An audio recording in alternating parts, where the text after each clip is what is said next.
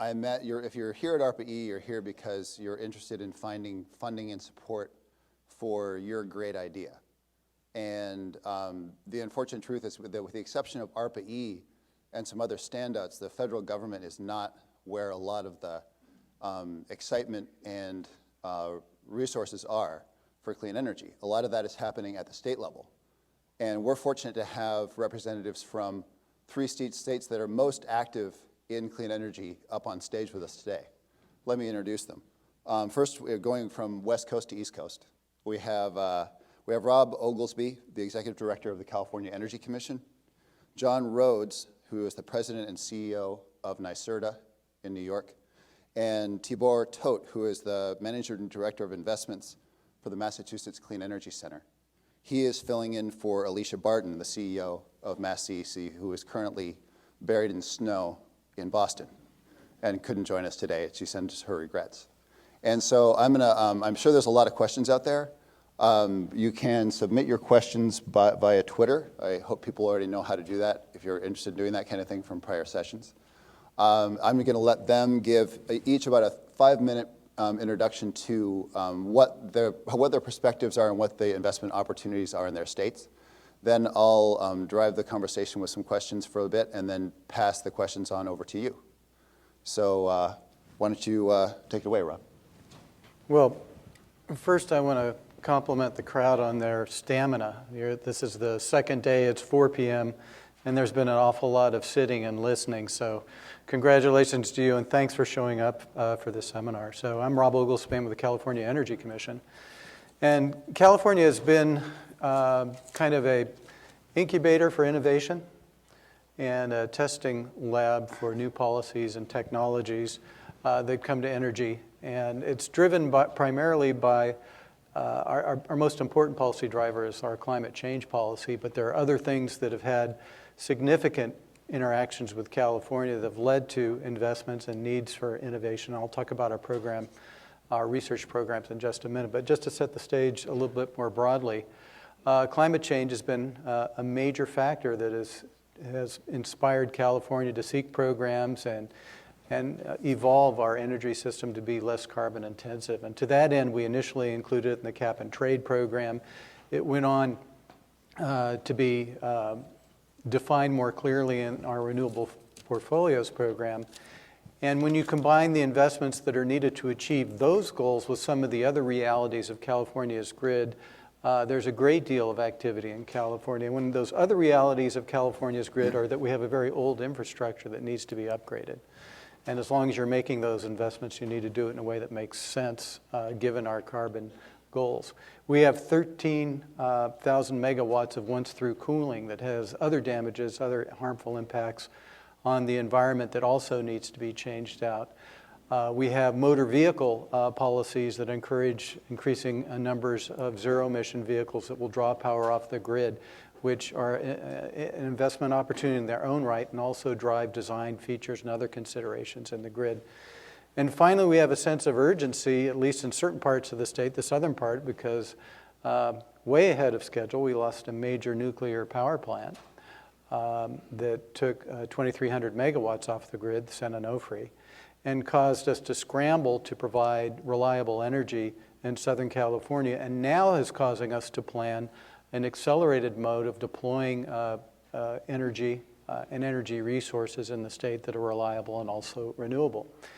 The Energy Commission has a number of programs that are standard setting as well as research and some incentive programs, but the ones that I think most relate to this audience are our research division, which administers $100 million in electric program investment charge, which primarily is targeted at programs on the grid. It's applied research, it's technology deployment and development, and it's market facilitation. So that's $100 million a year, and then for about $20 million a year, we have another research-related program on natural gas. We also have a $100 million program to support innovation and deployment related to motor vehicles. And so that's alternative fuels and vehicles program that's in a separate part of the organization. I'd be happy to talk about all these programs in more detail as we go on. Great. Thanks a lot, Rob. John? Thank you. So good afternoon, and like Rob, I applaud everybody who's here at the end of this day for this session. Thank you for coming. I represent New York, the New York State Energy Research and Development Authority, NYSERDA. We are effectively New York State's clean energy agency, and our goal is to animate clean energy solutions and the clean energy market. Our Governor Andrew Cuomo has, in the past couple of years, made transforming the way energy is generated, used, controlled in the state a priority. And today that all comes together, or these days it all comes together in a multifaceted initiative that we're calling REV, Reforming the Energy Vision, which is all about building an energy system that is cleaner, more reliable, and more affordable. We have a sense of urgency ourselves. We've got bills that are high. We've had Sandy teach us some lesson about extreme weather events, and we know that we have carbon objectives that we just have to hit. So REV is aimed at restructuring in a fundamental way both the regulatory environment and the clean energy programs that are administered in New York, whether by NYSERDA, by sister agencies like the New York Power Authority, or by the investor-owned utilities. And there are really three pillars to it. So one of them is really transformative regulatory reform that is about just changing the way electricity is distributed to consumers in New York. In New York, we're a restructured market. Our utilities are wires companies, they're not generators. But REV is about promoting more distributed resources, deeper penetration of renewables, creating value by offsetting otherwise expensive central system investments, and doing it meaningfully through market mechanisms, incentives that are different for the utilities than they are today, and incentives from the utilities, price signals from utilities to the market about what they value. So imagine locationally specific rates that you might pay for DR or storage or distributed generation and the like. That's the regulatory side. We're evolving the state programs that are funded through utility ratepayer collections, and then we're mobilizing the state agencies, most meaningfully the New York Power Authority, to lead by example and both invest to make more higher energy performing our assets, but also to serve as a test bed or commercialization site for late stage opportunities. So NYSERDA is playing a key role in all this, and our key role boils down to something that we're calling the Clean Energy Fund. It's a collection of various funding mechanisms that we've had in the past. Its goal is to, like everything else in New York, reduce carbon and create greater levels of affordability. But the main mechanism is to do that by harnessing other people's money. And particularly we have our eyes on the private sector.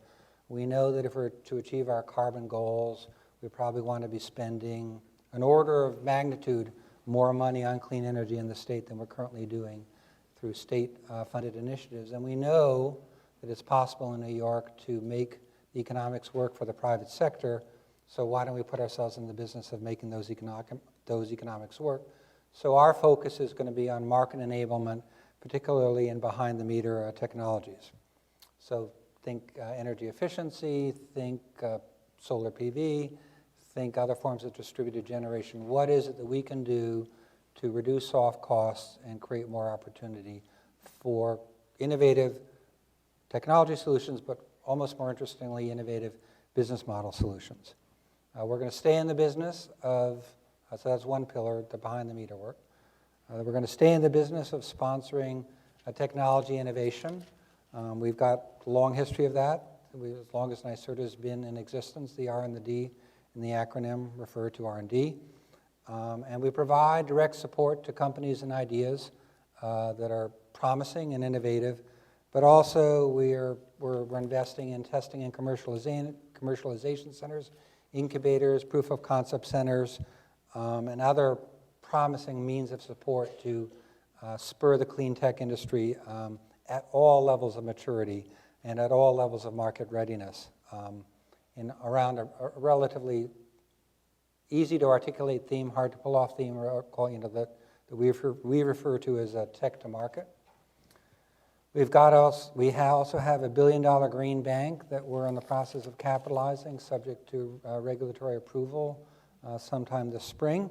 That'll work with the private financing sector to bridge gaps in the markets for financing. Our observation is that there's a great number of clean energy projects that are economically sound, yet can't go forward because they can't get financing.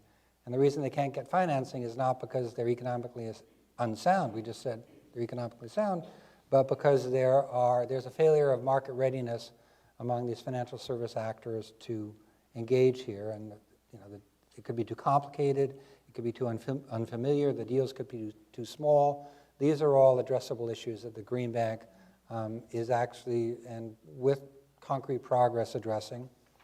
We've got New York Sun, which is an analog to programs in other parts of the country. It's a $1 billion initiative to scale up solar across the state. It's a long-term commitment, 10 years, with the vision and the track record that we're fulfilling the vision of through the long-term commitment, bringing industry to commit to the state, and again reduce soft costs and essentially eliminate the need for subsidies. And in parts of New York, we think we're about 2 or 3 years away from eliminating the need for subsidies. So those are the big pillars of what we're doing. We're, of course, going to continue on the other technologies that are really relevant to New York. You can speculate that we're more than usually interested in resiliency-oriented technologies, and you can speculate that we're more than usually oriented in dense urban technologies, and you'd be right. So storage, controls, DG, and the like, maybe less biofuels, and so forth. And I think we would characterize ourselves as, at this point, being in the business of accelerating both the supply of innovation through some of the programs that I just went through, but also accelerating the demand for innovation. As you think about how REV will unfold and how distributed energy resources will show up in our system, that is a breaking open market for innovation, both business model innovation and technology innovation. So I'd be happy to answer questions when that time comes, but thank you. Hey, John, just a couple clarifications before we move on. The Clean Energy Fund you mentioned, is that something that's currently active, or is that something that's being constructed right now? So what we have now is a portfolio of different ratepayer funds, funding mechanisms.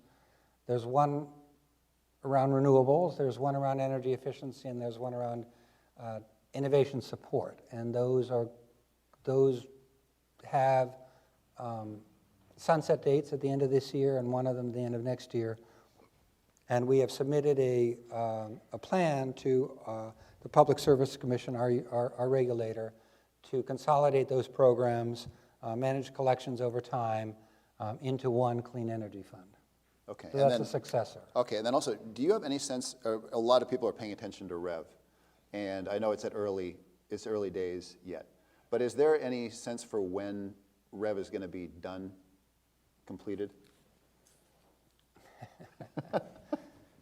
Let me get to that after Tibor, but I think it's not a one-date answer. Okay. All right, fair enough. Tibor. Again, my name is Tibor Todt. I am, for those of you who maybe walked in late, I am not Alicia Barton.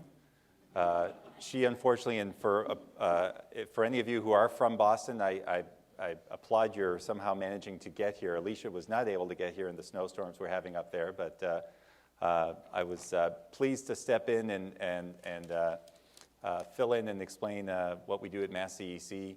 I am the Managing Director of Investments, so I run one of our 3 operating divisions in investments. We also have divisions in innovation, industry support, and renewable energy generation. Generally speaking, the Massachusetts Clean Energy Center is an economic development agency, quasi-public, really focused on growing the clean energy economy in Massachusetts, working to grow the industry while creating high-quality jobs that also work to reduce the state's carbon footprint. And so our mission is reducing the use or eliminating the use of fossil fuels and doing that over a broad range of technologies from supply to demand and infrastructure and enabling technologies. We work hand in hand with other agencies in the Commonwealth to make our state a leader in clean energy, both technology and in clean energy innovation and in adoption of clean energy. Some of the key strategies that we focused on in Massachusetts have centered around energy efficiency and solar. And we've had great success in both areas. And we've been selected as #1 in energy efficiency for 4 years running. And we're a top 5 solar state in terms of installations and jobs. The progress in solar energy is particularly notable given the climate, as you can see, with more than 80 inches of snow so far this year and counting and continuing over the next few days, unfortunately. One of the things that we're very proud of is what we think is a winning recipe for innovation in Massachusetts based on the world-class universities and research institutions feeding into a vibrant entrepreneurial community and supported also by a great deal of global energy and clean energy companies that have located themselves, some major presence in Massachusetts, and finally engaged with a network of investors at all stages, from seed and early stage angels, VCs, and other strategic investors, impact investors who really are supporting this sector and supporting innovation in this sector. One of the key outcomes that we can point to also is just we can see the growth in this sector in Massachusetts. We've had record double-digit job growth since the start of MassCEC 5 years ago, or almost 6 years ago at this point. It has grown, the clean energy sector has grown to over approximately 100,000 jobs, and it's a $10 billion industry in Massachusetts. This job growth and the significance of, we're roughly 2% of the economy, 2% of the jobs, 2% of the firms operating in Massachusetts, so it's gotten the attention and support and continuing support throughout the state. We're funded through a similar mechanism as I think some of my colleagues. There's through ratepayers rather than tax dollars directly, and we have an evergreen funding that allows us to, fortunately without some sunset, I guess, coming our way, we have this sort of evergreen funding that allows us to continue our work through management of a renewable energy trust that, again, is funded through ratepayers. And delighted to speak more about any of these aspects in more detail, and either during the session and afterwards. And we also have a booth downstairs where we have more information about what we do. Great, thanks, Tibor. Just a reminder for those of you who are asking questions on Twitter to keep your request to under 150 characters, or else it doesn't all come through. We're getting some really good questions. One question I think that a lot of people here would want to know about is, if you're interested in investing or having a relationship with your state, and you're someone who's in this room, if you want to have that relationship, what are the most promising avenues to approach the state? And as part of that, is there a preference for in-state companies? What role does an in-state versus an out-of-state company have when looking for a partnership with your state? Yeah, just take it down the line. Take it down the line. We have a very transparent process. We do a solicitation process. We have workshops. We have listservs. So our investment program for research is built on a 3-year investment plan. So we've already laid out in broad strokes the categories of projects that we'd like to see and that we plan to finance through our electric program investment charge program. as one example. So it's it's a process that allows everyone to engage through and be on a level playing field and participate with the solicitations that are competitive. You asked about out-of-state or preferences for in-state programs for Right. us. It just seems like there would be reason for preferences like that to be in place, but maybe they are and maybe they're not. Because of the funding source of that particular program, we're looking to see that there's in-state benefits to the ratepayers. And so that's the mechanism we use to kind of justify to the ratepayers who are paying for this program to get a return on that investment. Okay. So we too have a relative, well, let me divide it up in a couple of topics. So for someone with, an earlier stage product idea, we have a series of programs that are that issue periodic solicitations for which we invite proposals that we then review, and it's a transparent process and relatively predictable. It does have a set of requirements or preferences for in-state job creation. That is a factor. But I just want to emphasize, we're also in the business, because of the changes we're undergoing in New York, of inviting partnerships for really more business model innovation. And so we've got REV, which is starting up, and we are actively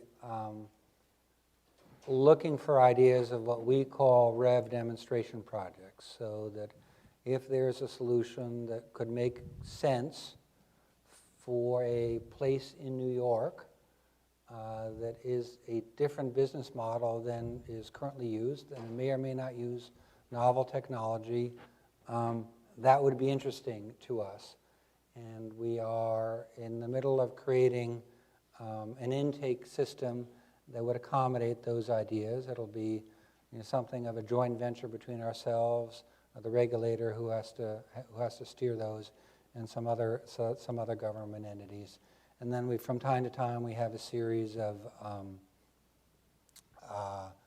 prizes that we have, which have their own rules. And one that's running right now is the New York Prize, which is $40 million for community grid projects around the state. And then we have a series of incubators and accelerators and the like, which is really, sign up to become one of the next cohort there. And again, there we have a preference for New York, the promise of New York State job creation. Okay. Well, I guess not coincidentally, given we also have a funding from ratepayers, we also look at the impact to ratepayers in Massachusetts as really being one of our key stakeholders. So when we look at the programs that we're providing, it's either on the innovation side or on the deployment side, the beneficiaries in some way do need to accrue to have a Massachusetts benefit if we're investing in companies directly. And we have programs to provide small grants for early stage companies and researchers. They need to be based in Massachusetts. Larger grant programs for companies deploying, trying to demonstrate promising technologies in real world settings. We want the projects to be in Massachusetts, but they may have partners from other parts of the country or the world. And when we make direct equity investments or loans to companies, those companies need to be based in Massachusetts. Very often, we see one of the greatest strengths in Massachusetts, again, is the intellectual capital, and we may not be the richest solar resource in Massachusetts, but we're developing technology that may end up being deployed around the world, and that's great. We're happy to export our expertise. And we're also always looking to try to leverage our dollars with private capital and federal funding. One of the newest things we've done is we signed an MOU in partnership with ARPA-E in the fall in support of this, and really to support companies coming into the ARPA-E program from Massachusetts, coming out and trying to help commercialize their technologies. In support of this, we've launched a program called Amplify Mass that is a cost share funding program for the cost share requirement of ARPA-E rewards. And so with that, I'm pleased to say we've actually just funded our first 2 awards from that program. 2 ARPA-E recipients. One is called Infinium. We awarded $300,000. They're developing an energy-efficient, carbon-free, low-energy method for producing aluminum and other metals. They've received close to $4 million in ARPA-E funding for relative to roughly, in total now, $400,000 of matching funds that we provided. Another company is iElectric. We've just awarded them $150,000. They're developing a low-cost rechargeable battery that can be manufactured with widely available low-cost materials. And the batteries used both in electric vehicles and grid applications. And that company has also received close to $3 million in funding. So we see we're always trying to get that leverage of our dollars with relatively smaller resources to my colleagues in New York and California. We're able to get often 5, 10, 20x return in terms of dollars coming from other sources to support these companies. You partially answered my next question, Tibor. Okay. There's obviously a lot of the people here at ARPA-E have bleeding edge or early stage ideas. And I'm wondering, how do you, are you willing to be a first customer for energy technologies? Like how mature does the technology need to be to work in your state? And I'm wondering if you could also, along with that, give an example of something that's come into you young and tell us how it's done. Well, our focus is on applied research, not basic research. That's partnerships with universities or the venue for that, and technology development deployment. We too have a memorandum of understanding with ARPA-E that we entered into 2013 and have funded, we have several projects that have been funded, some that are in the queue to be funded. In total, that's $6.2 million in categories that relate to solar tracking, energy storage, and some other projects. But how young? It's a continuum. We have to find projects that show promise and will score well relative to their competing projects in our categories. Mm-hmm. Are there former ARPA-E awardees who have gotten traction that you can think of? Well, we're at the beginning of a process with the ARPA-E, so I think we're just getting started. I mean, Blackpack, who is represented at this, is one of them, and that's just getting started in natural gas fueling. So it's a young program. Right. John? So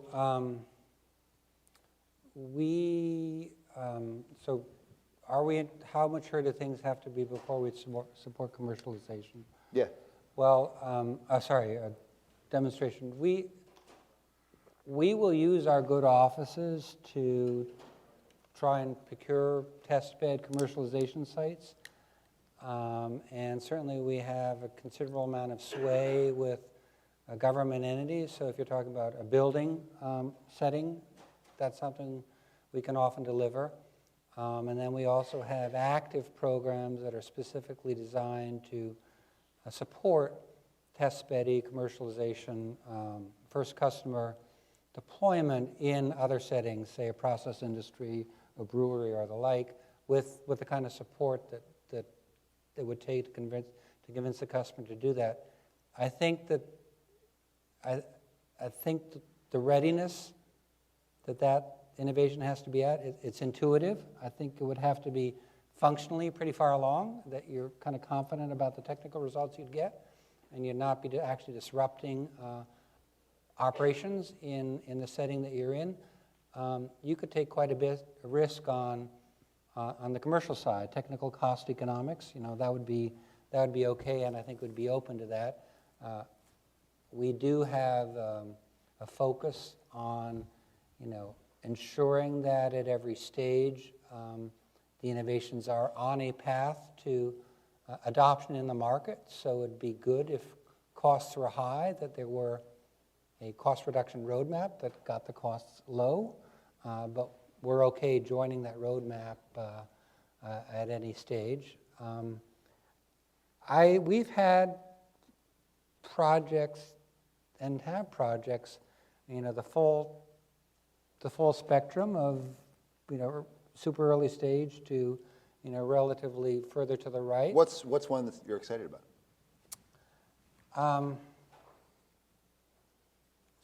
So there are a couple, well, there's one that I like, which is something that really came out of one of our incubator programs, which is Honest Buildings, which is about creating a platform to use technology to basically capitalize on the inherent reputation that service providers have who provide energy service in buildings, especially large buildings, especially multifamily and office buildings. So one of the facts is that this is a very sophisticated, multi-billion-dollar industry in New York, and people don't know who to turn to when they've got an important energy challenge, or if they got an important, building engineering services challenge.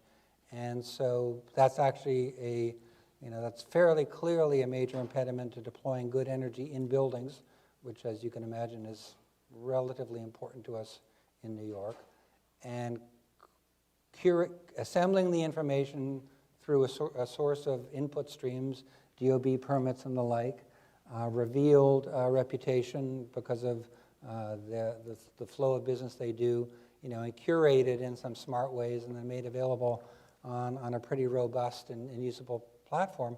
That's an exciting idea that I think is interesting to investors, right? It's pretty capital efficient and is proven to be interesting to investors, but also is one that would be, if it really reached its potential, would be a terrific benefit to the state and to the city.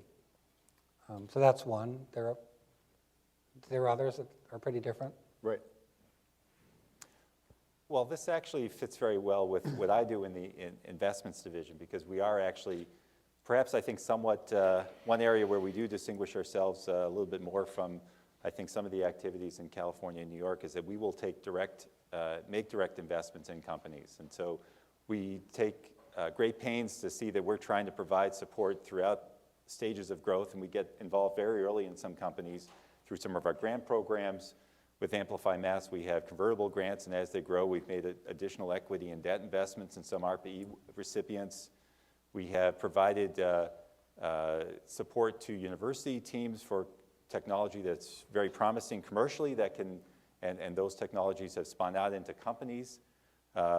We have supported 8 ARPA-E recipients, 6 companies, 2 university teams. Some of these companies include OBrien, MTPV, FastCap Systems, 1366 Technologies, in addition to the 2 I mentioned that we have made these new awards to. We have provided additional funding to many of these companies, and part of, on the deployment side, you asked about being not just getting involved in an early stage, but helping to be first customers. We have a new program, Mass as a First Customer, where we are helping to facilitate public entities in Massachusetts, agencies and municipalities, to try to help streamline the evaluation process of new technology, to validate that the technology is commercially ready. So we have, and try to help to streamline somewhat the procurement process, which tends to be one of the highest hurdles to get into government customers.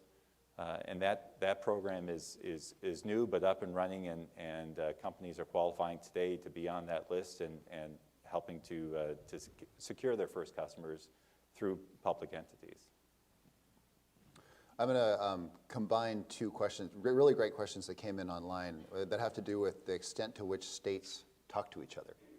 Are there any multi-state efforts out there to foster clean energy? And combined with that, what's the role of the RTO, the Regional Transmission Organization, in fostering clean energy?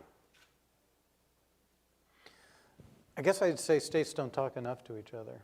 And I think forums like this are helpful. We have the existing organizations like NASCEO and others that are have been around for a while that help facilitate communication between states.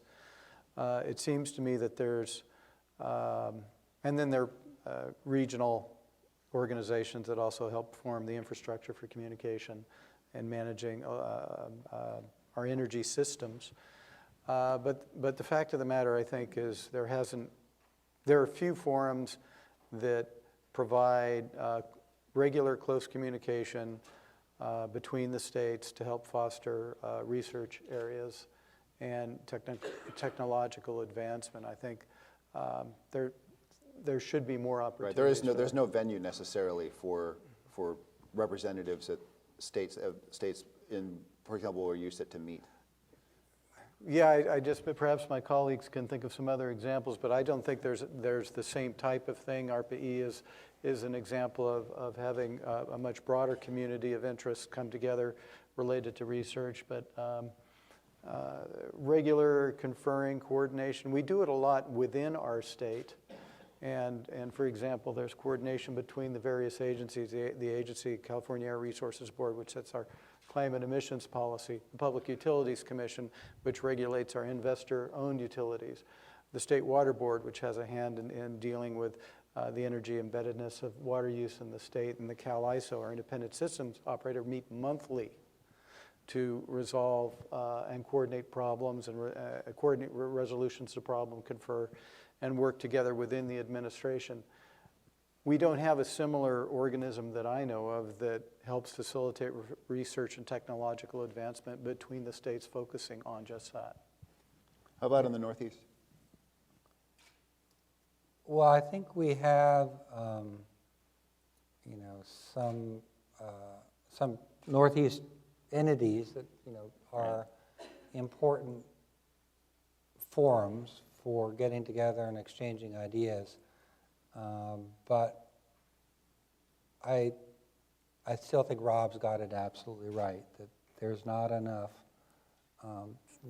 There's more value to be realized by coordinating more and exchanging thoughts and ideas, and especially what's working and what's not working, than we've taken advantage of. I think the two strongest clusters of where there's progress being made is in the Northeast, and then the whole West Coast, including BC. But there's great stuff in other places as well, and including obviously states in the Midwest, but also states you wouldn't intuitively think of, and we could be doing a lot better job of coordinating our learning, and I think making the world a little bit easier for partners who want a larger market for them to deal with us. The RTO question, I think New York has its own ISO. It's obviously a very important actor in our energy system. They're probably not a driver of innovation, policy. I think they're an important adjudicator of, how to think about innovative resources from a grid reliability, et cetera, perspective. But they're probably more, in that refereeing role than in any catalytic role. So I'm actually going to somewhat contradict you, John, that I think there's actually a little bit more substantive that's actually been going on between Massachusetts and New York. I think we've had a pretty healthy dialogue at various levels, including colleagues of yours, Jeff Peterson, who's sitting there, and through certain organizations that I think you alluded to, like the New England Clean Energy Council and the Clean Tech Open Northeast, where we are supporting the same organizations, the same platforms that are pooling resources to build a community for entrepreneurs and mentoring and support for entrepreneurs. And there's been some, I think, good sharing of ideas on funding ideas, incubators, and other types of programs where I think when it comes to actual facilities, it's maybe hard to say that, well, we would fund a facility, where is it going to sit, and so forth. But some of these more ecosystem type programs, I think we've done well working together with our institutions, organizations to produce some meaningful results in that way. Well, look, I'm a fan of Massachusetts, and I do love the cooperation that we've been able to establish between ourselves and along with some other states in the region. But I will agree that there's a lot more that could be done. And if you took a user-centric approach, you know, and say we're in one of these chairs facing us, Yeah. you know, I think it would seem stovepiped. At least that's what we hear. Okay. So, Well, let's you know, build on that. Sorry? We can build on that. Coming together here on stage. There you go. Right. And then turning that around, is there, I'm just curious, and we don't need to spend a lot of time on this if this isn't a fruitful question, but do you ever find yourself competing for plum technologies? Is there an aspect of trying to draw a technology or a hot company to your own state and using your mechanisms to bring them in and grab them away from someone else?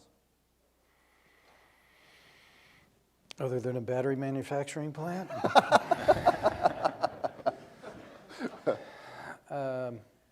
Generally speaking, not in the research world. We're pitching ideas, and we hope that we have successful participants. It's a competitive process, and so they're not as focused at a specific company. When it comes to our program, obviously, there are goals and objectives that states have that are trying to have economic development goals that would do what they can to attract investment in the state, and that'd be kind of apart from the type of programs that we administer.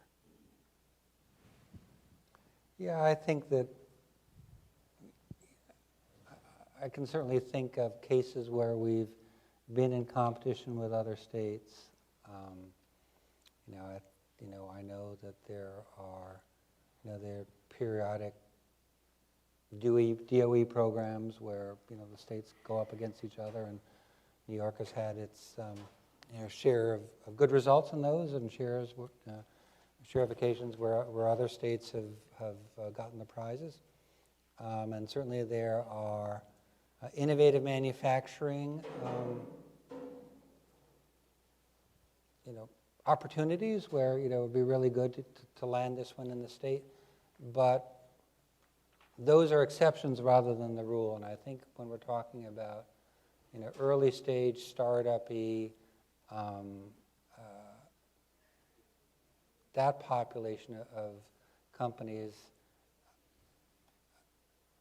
I think the issue of competition between the states is one of the lesser issues. I think that we're all trying to see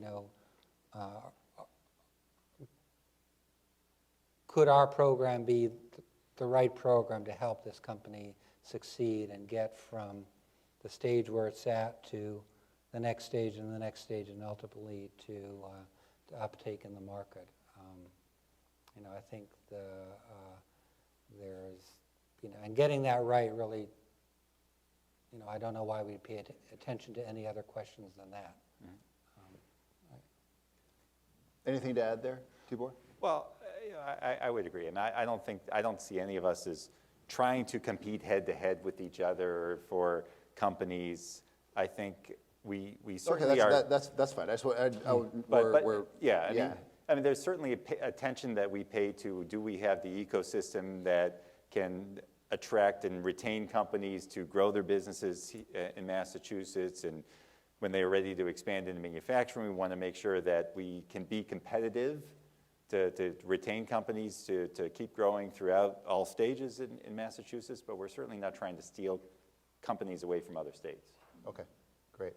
I'm going to open it up to the floor for questions. Do we have somebody who's got a mic, or are we just yelling out from the crowd?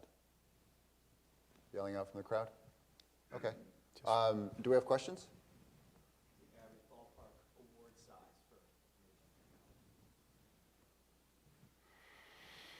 Question is the ballpark award size for technologies. What is it? My staff is holding up 5 fingers.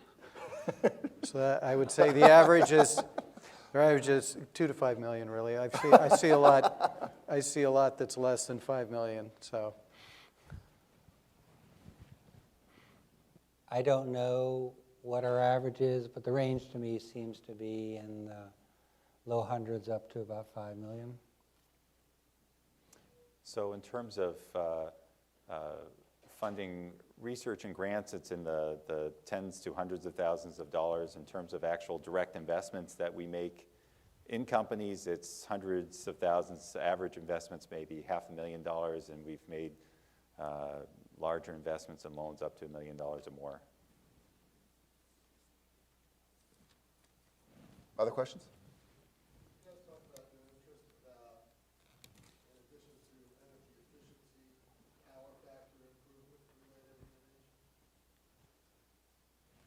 The question is about energy efficiency and power factor improvement, if that's something you do.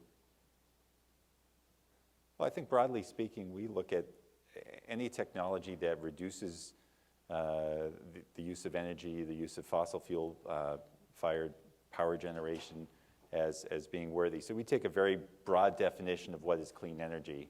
And so yes, generating clean electrons, so to speak, is great. Avoiding the use of energy is often much cheaper and easier to implement and has a much shorter payback for customers. And so that's a big portion of our effort is on just the demand side management and energy efficiency. I think we share the same view. I don't know if by power factor you meant combustion sources and more efficient use of the fuels, but one of the things we're paying, one of the areas we're paying a little bit more attention to these days is on renewables. You know, what are the post-installation enhancements you can do to existing deployed renewable generating assets in order to either optimize or, you know, tweak their generation capacity.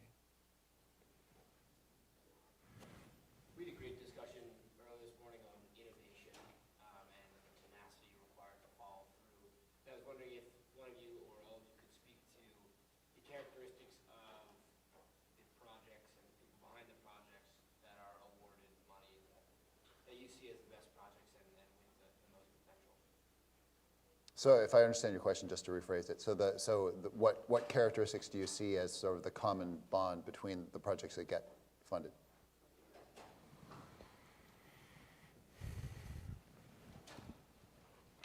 I don't know that I can put it in those terms. I think what we value is projects that look well considered, and match funding is always an indication of support for a project. We also look for alignment and support of the policies that are driving the need, and so there's no shortage of interest in projects. We've got a lot of, there's so much activity in the energy field right now. It's really stimulating and exciting. But what we're trying to do is achieve our energy goals that we described, we just touched on a little bit earlier. So innovation that taps into our overall objectives of decarbonizing the grid and the transportation fuels, providing more reliability, are all assets that we're looking for. Let me give one example I wish I'd given earlier. It's one of the projects that we've funded that is innovative and helps deal with broader challenges that face renewables. Is we're funding a vehicle-to-grid project with the Air Force in California, and this is one of the avenues that we want to see promise in for dealing with the generation, the availability of generation resources and managing grid. So there's a lot of opportunities for innovation in those areas. So I wouldn't say that we're looking for any particular human traits in the projects that we fund. I think Rob's kind of characterizes it. It's really, does the project make sense? Is it aligned? Does it kind of show the promise of meaningful progress towards an agenda? That said, we're highly aware that if the technology is going to really get adoption in the market, there's someone who's got to be thinking about this as a business. But I would position that more as a coaching, point you in the direction of resources, how about entrepreneur in residence kind of support, rather than as a prerequisite for you have to have checked these boxes off on this part of the list in order to get through our evaluation process. I would say that John's last point of looking at things as a business is a key factor for us in understanding that there's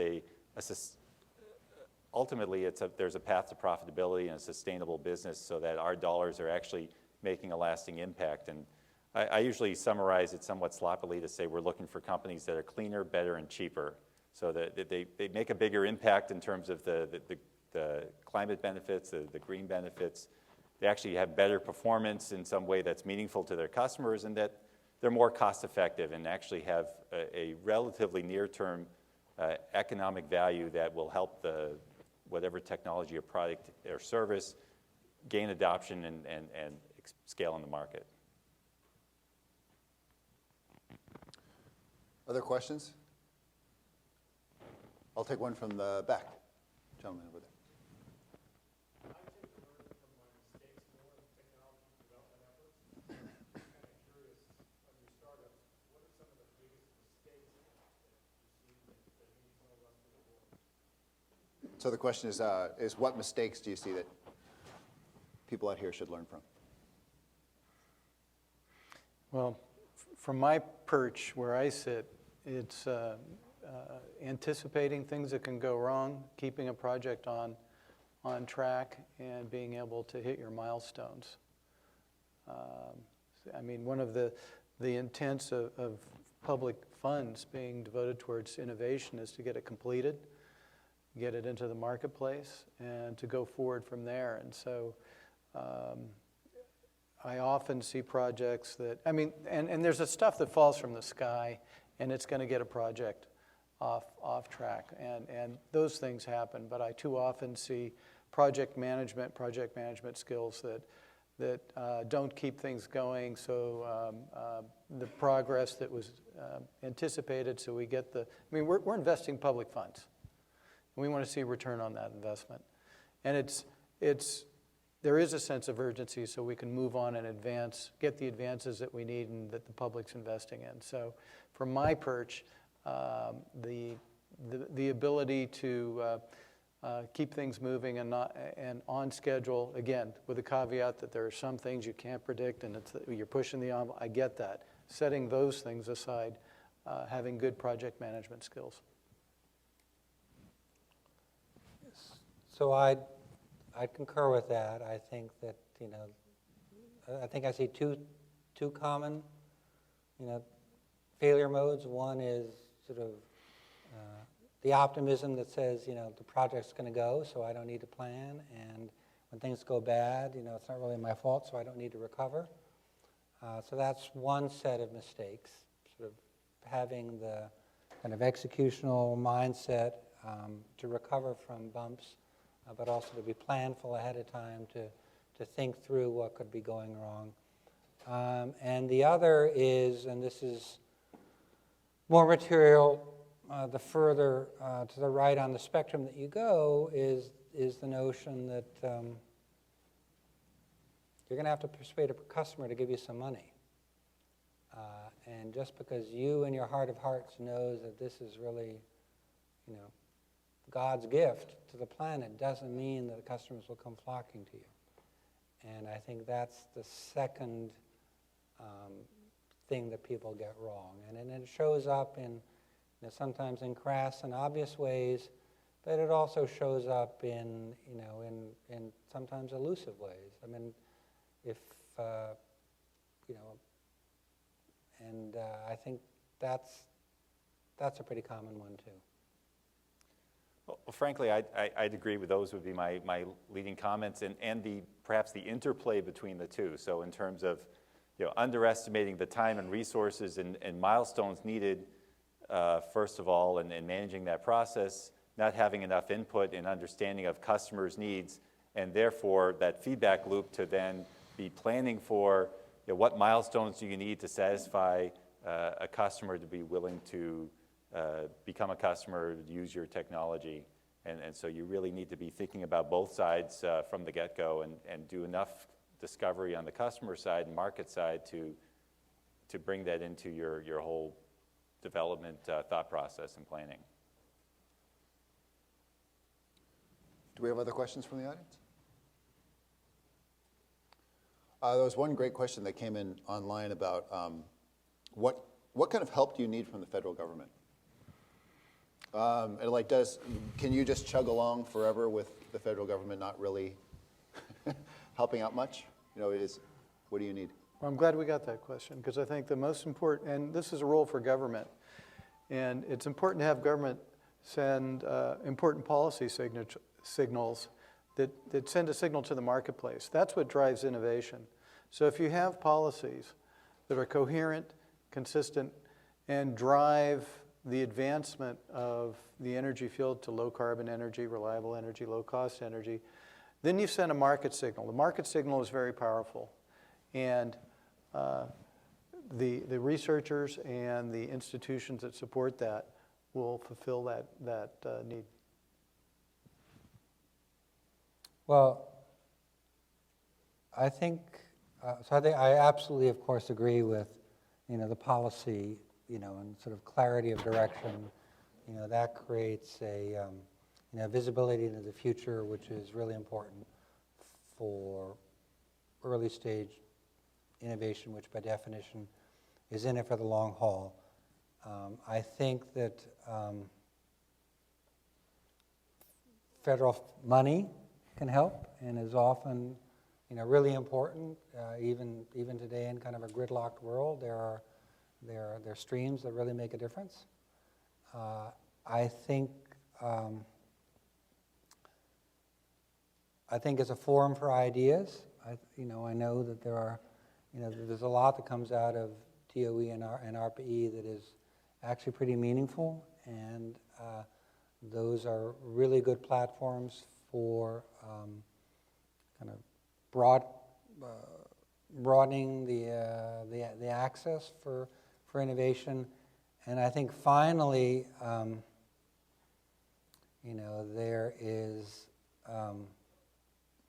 and this is not just a federal role, but most innovation in the energy world will benefit from standardization, right? So that standardization of technical standards, of communication protocols, of building labeling, and the like. Just creating a streamlined. This is the convention. We're going with it. Set of things I think will just accelerate innovation pretty much in every part of the clean energy space. Well, once again, being the end of the row, all the great points are already made, I guess. Sorry. I certainly agree with everything you guys have said in terms of the consistency and so forth. And I think maybe speaking for Massachusetts and maybe for some of your programs, I think from a funding of research perspective, most of our time, effort is spent on the application research, if you will, and not enough on basic research. And then maybe if there are federal dollars that need to be allocated, it's more on the funding of basic science and research that ends up rolling into developing the applications that we like to back from and take on and advance from that point. Great. And that is our time. Thank you all so much for having the patience to sit through a session late in the day on the second day of a conference. Please join me in a round of applause for our panelists.